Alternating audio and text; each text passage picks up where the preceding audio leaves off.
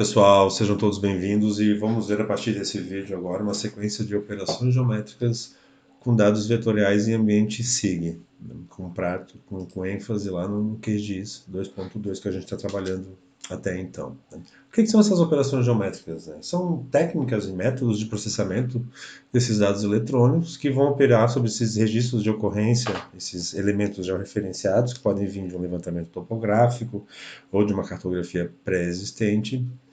E a partir dessas operações geométricas, a gente vai conseguir analisar as características e relações geotopológicas desses elementos, sempre com o objetivo principal de produzir nova informação ambiental. Geotopologia, topologia no ambiente SIG, ele vai expressar o relacionamento espacial que existe entre as camadas vetoriais, entre os pontos, as linhas e os polígonos. Esses pontos, linhas e polígonos, eles podem ser adjacentes, eles podem se conectar se a gente está falando de uma linha. Então, dependendo do tipo de elemento, tipo de vetores, existem relações topológicas que se estabelecem entre esses elementos gráficos. E é explorando essas relações que a gente vai trabalhar com essas operações geométricas no ambiente SIG. Entre todas as operações geométricas que existem, vamos destacar algumas aqui para nós que nos interessam um pouco mais. As primeiras delas que a gente chama de zonas de influência, ou buffer. Ainda operações de sobreposição, que pode ser recorte, diferença, união e interseção de duas camadas. E ainda juntar camadas, que é uma operação chamada merge. Vamos começar esse vídeo falando das zonas de influência. Na sequência, a gente já vai lançar outros vídeos falando das próximas operações. Uma zona de influência. A zona de influência talvez seja a operação geométrica mais importante que a gente pode fazer com camada vetorial. É a criação dessas zonas de influência. A gente pode fazer elas a partir de qualquer tipo de entidade, seja ponto, linha ou polígono, e o resultado de uma zona de influência, de um buffer, vai ser sempre uma nova camada de polígonos. As áreas abrangidas por esses polígonos novos, eles vão refletir as áreas de influência de cada entidade, considerando sempre uma determinada distância.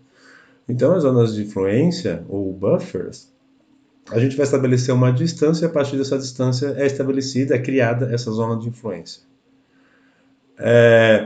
Elas podem ser operadas nos dois sentidos, tanto no sentido principal quanto no sentido inverso, como uma influência recebida, dependendo do tipo de pergunta que a gente vai fazer para o sistema.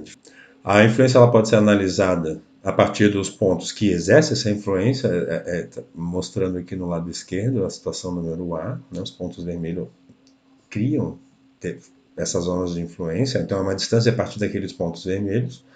Ou então na situação B, no lado direito, a influência é analisada a partir dos pontos que recebem essa influência, como no lado direito ali a situação número B. Uma outra possibilidade é fazer também essas zonas de influência, estabelecer essas zonas de influência a partir de linhas. Aqui um exemplo que é muito utilizado para rios, para estabelecer as áreas de preservação permanente de rios. Então, a partir de uma distância pré-estabelecida, daí vai depender do Código Florestal, que distância é essa, a gente pode estabelecer essas zonas de influência com esse tipo de análise lá no ambiente SIG.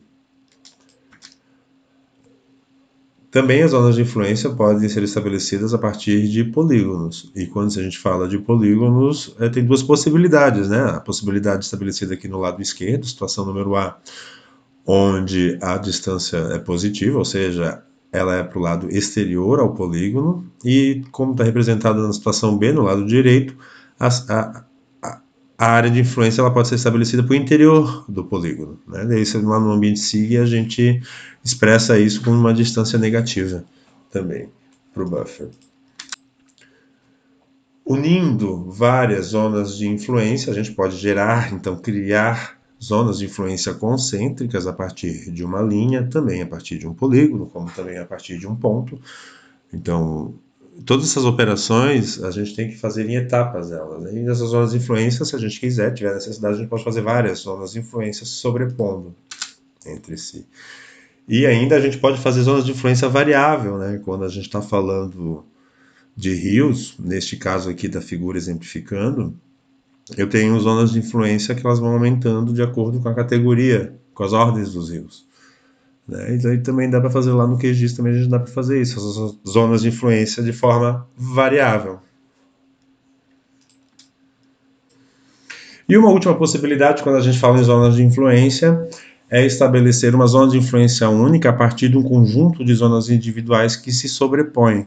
Né? Então, neste caso aqui da figura, está ilustrando uma zona de influência única, que é a somatória, a união de 3 zonas de influência de 3 pontos diferentes. Diferente do que se a gente fosse estabelecer cada um com a sua zona de influência. Né? Também é uma possibilidade que a gente consegue fazer em ambiente SIG. Vamos lá para o QGIS, que eu vou mostrar então como que a gente trabalha com essas zonas de influência lá no QGIS.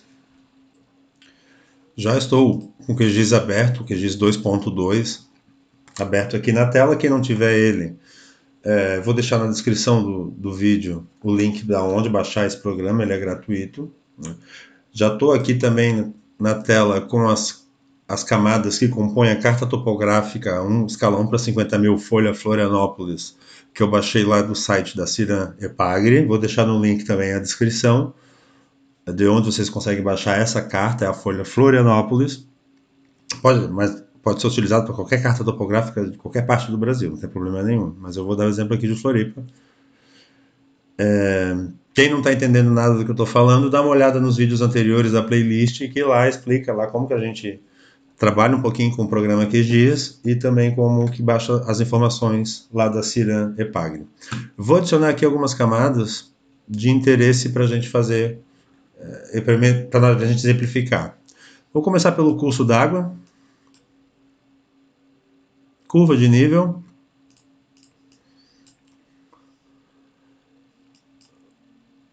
vamos adicionar ainda localidades, a mancha urbana e as vias urbanas e interurbanas, para a gente ter um quadro básico aí da nossa região.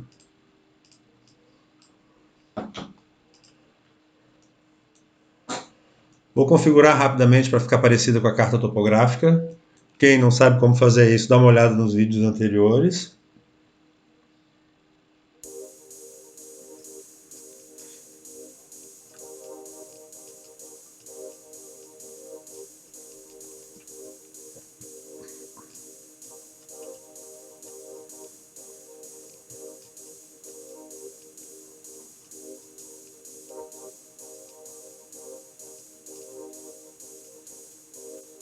Vamos adicionar mais uma camada aqui.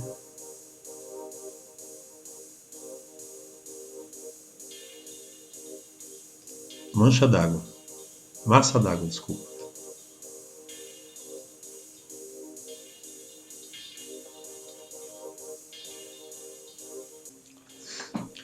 Então vamos ver aqui onde que a gente encontra essas operações aqui no QGIS. Operações com dados vetoriais a gente vai fazer com camada vetorial, obviamente, né, gente? Daqui a pouquinho a gente vai começar a falar sobre imagens de satélite, fotografias aéreas, a gente vai começar a trabalhar com imagens também, raster. Mas aqui a gente vai trabalhar com camada vetorial, composta por ponto, linha e polígono. Todas as operações a gente vai encontrar aqui, ó, no menu Vetor, Geoprocessar. Aqui a gente vai encontrar uma série de operações geométricas que é possível a gente fazer entre camadas vetoriais. E entre estas operações a gente vai encontrar aqui a segunda linha, Buffers, que são as zonas de influência. Janelinha de Buffer. Primeiro, eu quero fazer essa análise a partir de qual camada vetorial? Eu vou sugerir então que nós façamos o seguinte. No Código Florestal Brasileiro, fala que rios com até 10 metros de largura, eles têm que ter uma área de preservação permanente de 30 metros, a partir de suas margens. Maiores informações no Código Florestal Brasileiro, vou deixar no link aqui do vídeo também a descrição da lei.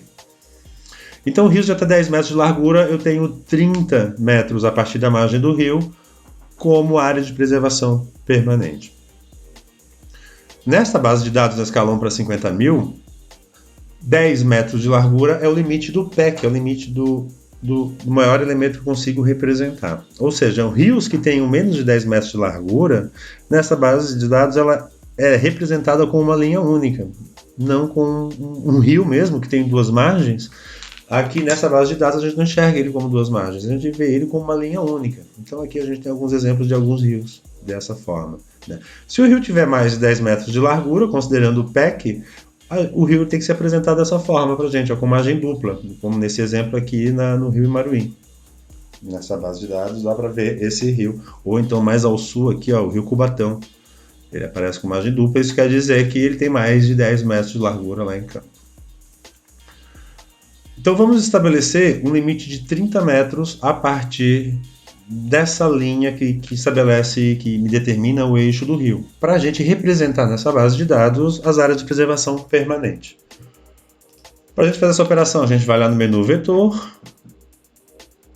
submenu Geoprocessar, Buffer. Entrar com camada vetorial. Qual é a camada que eu quero fazer a zona de influência? É onde estão os rios, ou seja, é a camada curso d'água.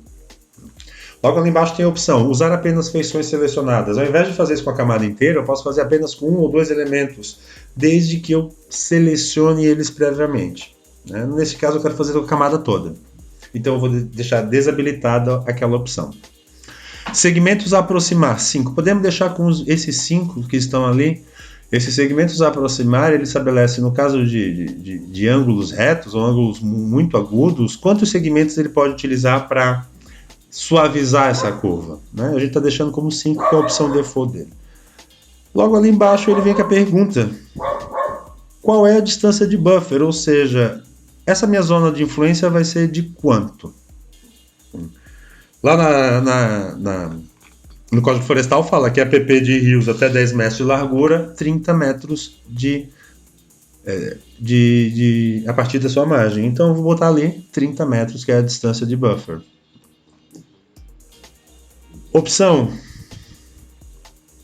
Logo ali embaixo aparece campo de distância de buffer, ele é exclusivo, Eu escolho ou a distância de buffer ou o campo de distância de buffer. Para vocês entenderem, nessa camada tem a tabela de atributos. Eu posso lá na tabela de atributos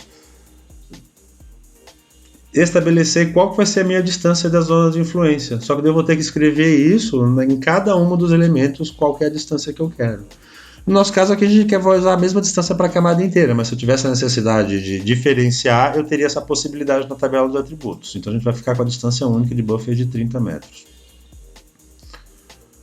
Seguindo, dissolver resultados de buffer. Se eu tiver duas apps se sobrepondo, que vão ser polígonos diferentes, eu vou unir esses polígonos, eu quero unir esses polígonos numa zona de influência única, numa app única, sim ou não? É isso que ele está me perguntando.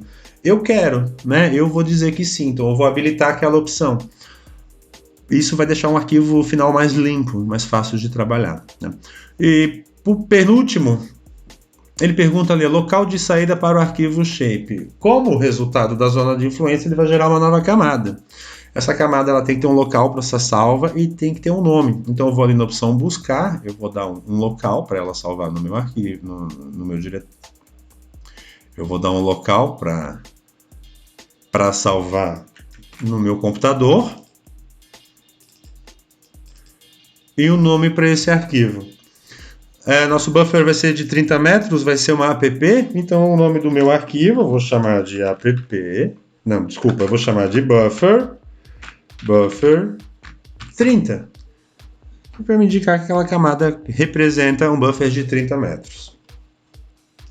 Mando gravar essa camada, a última opção, adicionar dados à tela. Se eu quero que apareçam os resultados no final do processamento na tela, eu tenho que habilitar aquela opção. Então configuro todos esses elementos, dá um OK. Ele vai demorar um pouquinho para processar, é uma camada bastante pesada, tem bastante elementos, depende muito do computador de vocês aí. Também, pode ser que demore um pouquinho mais.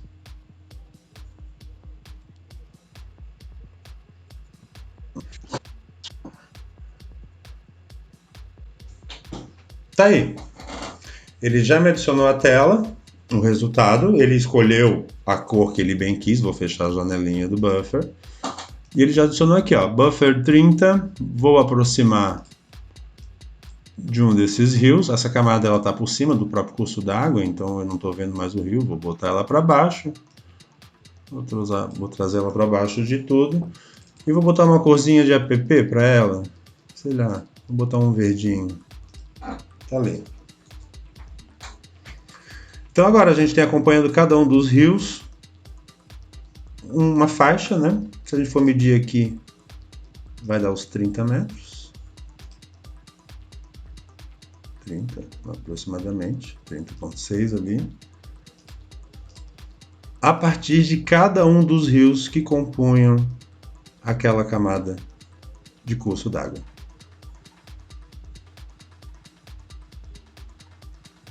Podemos fazer isso também, mostrei aqui com linhas.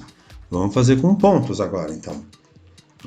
Um exemplo aqui de uma camada de ponto, eu tenho a camada chamada localidade. Essa camada ela me mostra a sede de cada uma das localidades representadas na carta. Então vamos imaginar que a gente quer estabelecer uma zona de influência de cada uma dessas comunidades com 1,5 km. Quanto é que a gente consegue fazer caminhando rapidinho a partir de cada uma dessas comunidades? Então eu quero estabelecer zonas de influência a partir do centro dessas comunidades. Só para a gente reforçar o nosso conhecimento. Então vamos lá. Opção vetor, geoprocessar, buffer, entrar com camada vetorial. Eu quero 1,5 km a partir das localidades. Então vamos lá na opção comunidade. Segmentos aproximar, mantenham o mesmo, 5. Distância de buffer, agora mudou. Eu quero 1,5 km, ou seja, 1.500 metros. Mando dissolver resultados do buffer, para não criar muitos polígonos. Dou um local e um nome para o arquivo de saída, vou chamar aqui de buffer 1500. Mando adicionar dados à tela. Ok, já gerou aqui os buffers para cada uma das comunidades, né? Ou das localidades, melhor dizendo. Perceba aqui a diferença de tu mandar dissolver ou não. Vou botar esses buffers em amarelo só para a gente chegar um pouco melhor.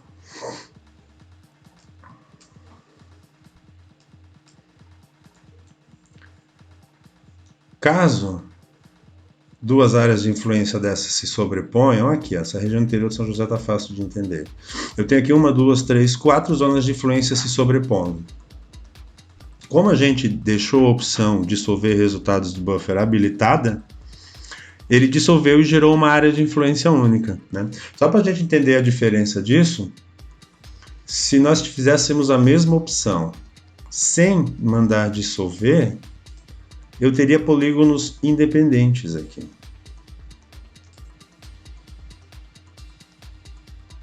Vetor, geoprocessar, buffer. Vamos fazer a partir de localidade novamente. Distância de buffer 1500. Arquivos de saída. Vou dar um outro nome para ele. Dissolver resultados do buffer? Não. Quero deixar ele habilitado. Mando adicionar dados à tela. Gerou novos polígonos, mas percebo que agora esses polígonos eles estão separados, né? Eu tenho a possibilidade de vir aqui e separadamente lidar com eles. Diferente da situação anterior, em que eu tinha um polígono único, representando a sobreposição das áreas de influência. Não esquecemos, gente, de salvar o nosso projeto. Esse projeto a gente vai precisar para os próximos vídeos. Então, vamos salvar esse projeto. Eu vou salvar aqui como Floripa 50.000, que é Floripa 50.000, que é a escala da base de dados. Certo? Grande abraço, até mais.